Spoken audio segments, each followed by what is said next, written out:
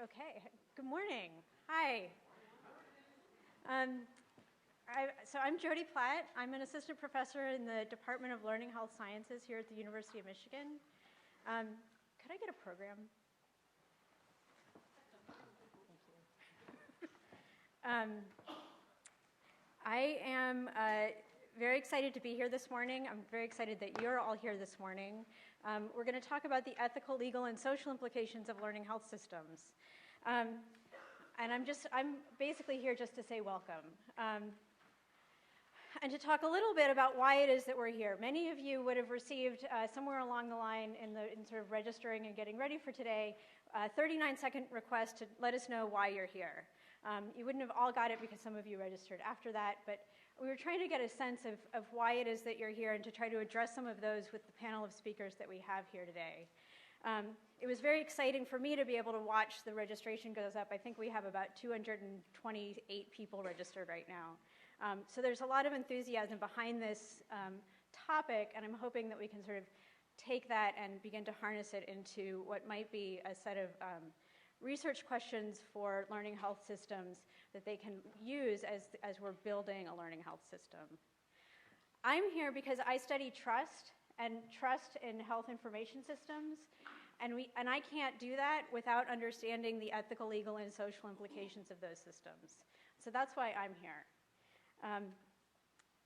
Many of you are here to learn about what learning health systems are. It's still a new concept. It's still under development. Many of you are here to learn about what the ethical, legal, and social implications of those learning health systems are. And we have an awesome lineup of speakers. That's your words and mine, but that the quote is an actual quote. And then also you're here to network and talk to other people. Just to sort of give a little bit of a baseline of what a learning health system is, this is the 2011 Institute of Medicine definition of learning health systems are to generate new knowledge as an ongoing natural byproduct of the care experience and seamlessly refine and deliver best practices for continuous improvement in health and healthcare. In many respects, learning health systems are a vision for data and analytics in healthcare to sort of speed up the translation pipeline, to speed up quality improvement, and to make health and healthcare better in the local clinical setting, but also for states, for nations, for the world. As a point of departure, I would encourage you all to recognize that you actually know a lot more about learning health systems and the ethical, legal, and social implications of them than you might think. So many of you are clinicians, you're public health practitioners, you do quality improvement, you do precision medicine, big data, health IT, and all of these are sort of good sort of experience bases for what it is that the learning health system is striving to do.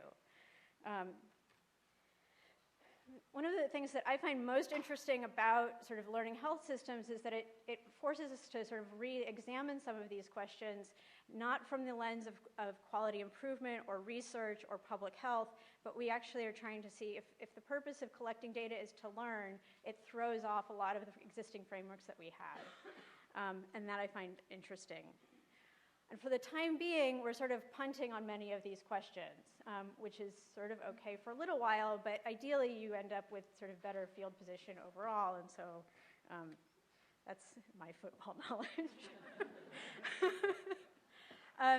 I'd like to thank, so our speakers really are awesome, and I'm excited that they're all here and to hear what they have to say. I'd also like to thank our sponsors, HIMSS, the Department of Learning Health Sciences at the University of Michigan, the School of Public Health, the Brehm Center, the Michigan Institute for Clinical and Health Research, which we know here affectionately as MICHAR, and the Center for Bioethics and Social Sciences in Medicine, or CBSSM. And then our planning committee, raise your hands. Come on, you know who you are. Yeah, Ray, thank you. They're a fabulous group of people. Mary Wines, who you would have met when you registered, and Teva Platt, who is in charge of communications for this event, also sort of stand out as pretty spectacular contributors. Hopefully you will have all gotten buttons, and this is a metaphor that we've used frequently here at in the department to describe sort of what's being done in the learning health system space. And a lot of what that work involves is people bringing their shelves, their pinbacks, their mylars, and then people building the machine that enables you to sort of press it and come out with something better. So that's sort of a little bit of background on the buttons. Just quickly, in terms of networking, go ahead, say hello to people. You know people across the room. You can go ahead and start doing that right now. Stay for lunch. I encourage everybody to stretch. So we are sort of a diverse group of people who are mostly in practice, mostly in research. There are people who are literally sitting there doing computer programming, and we have ethicists and people in social science. And that sort of is we can create some pretty interesting, I think, research teams to answer the questions that we have here today. And then get involved and come again, and we'll sort of keep talking about that all day. And then finally, share your thoughts. We do have note takers. We are recording the event. We have an evaluation form that we hope you'll sort of actually complete and give back to us. If you are taking notes on your computer, just email them to us. We'd love to see what you've had to say. And then we're also on Facebook and Twitter. And now Raymond Vries. Good morning again, and I want to add my welcome from the Center for Bioethics and Social Science and Medicine. We're really delighted to see you all here today.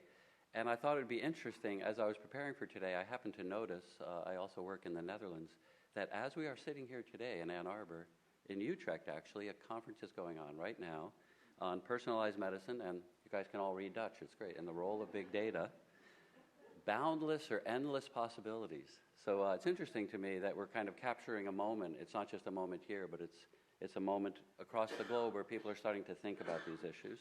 Although I think we have something special going on here because we are considering the ethical, legal, and social implications. So just a little bit about the day. I just want to set up the day and get us kind of in a mindset to think about what we're going to do today. This is in your program, but I want you to especially appreciate how hard we worked to do the alliteration.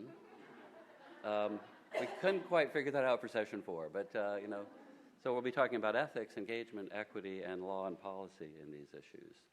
And really our goal here is just to start a conversation, although I think a lot of you might know that the conversation more or less began with the publication of this special supplement to the Hastings Center report, where Ruth Faden and her colleagues put together a few articles on the ethics framework for thinking about learning health systems. And they, just very briefly, I'm guessing a lot of you haven't read this, they set up this framework and they start with this assumption that clinical research and clinical practice are not ethically fundamentally different enterprises. They also go on in this particular collection of articles to bring together the arguments that morally justify the transformation to a learning health system. What I want to say is today we're going to explore these assumptions a little bit, maybe walk some of them back, and actually go a little deeper into these things. So really, we're talking about creating an ELSI of Learning Health Systems 2.0, if you consider Faden et al. As 1.0. And really what they did, and I don't want to give you all the details, but they came up with 7 obligations of a learning health system. And that's sort of talking about what's the interior workings, what are the ethical obligations within the learning health system. But we're going to expand that a little bit today by looking in ELSI 2.0 as what about the inputs to a learning health system? Where does the data come from that informs the learning health system? And there are clearly ethical questions there. What are the effects of an electronic health record? How does that influence the relationship between caregivers and patients? Also, when you create a health record, how do you import unreflectively the norms and notions of your society? Also worth thinking about. And then on the other side, we're also interested in outputs. And just as one example, there was a recent paper by O'Darty and his colleagues that talked about the fact that, the data we're collecting is very useful for thinking about medical problems, but it can be used in other ways.